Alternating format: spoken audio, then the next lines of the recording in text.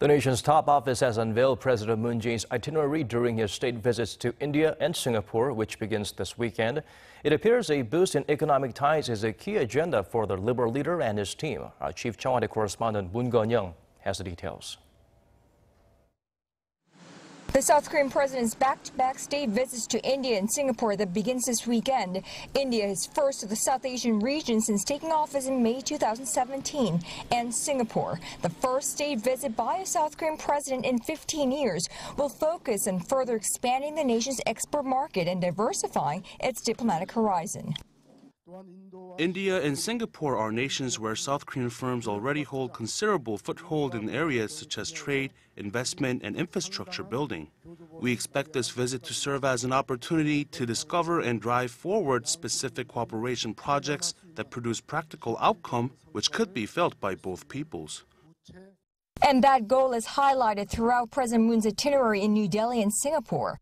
Key events of the South Korean president's 4-day state visit in India are packed in 2 days, with the second day to be highlighted by a business forum of two sides and President Moon's visit to inaugurate a new Samsung smartphone unit in Noida, India.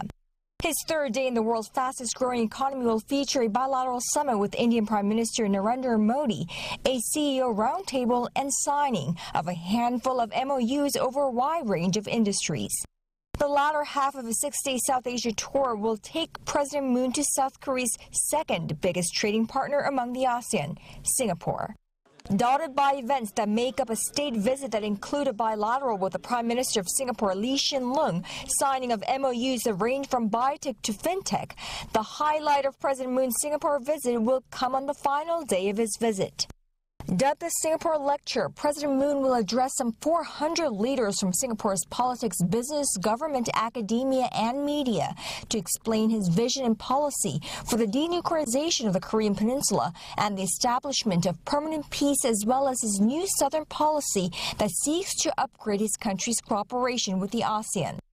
The South Korean president's state visits to the two countries also come at a time when the geopolitical landscape of Northeast Asia is evolving on shifting dynamics of the Korean Peninsula.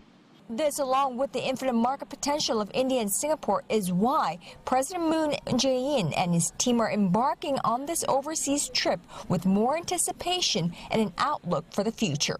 Moon Connyoung, Arirang News, the Blue House.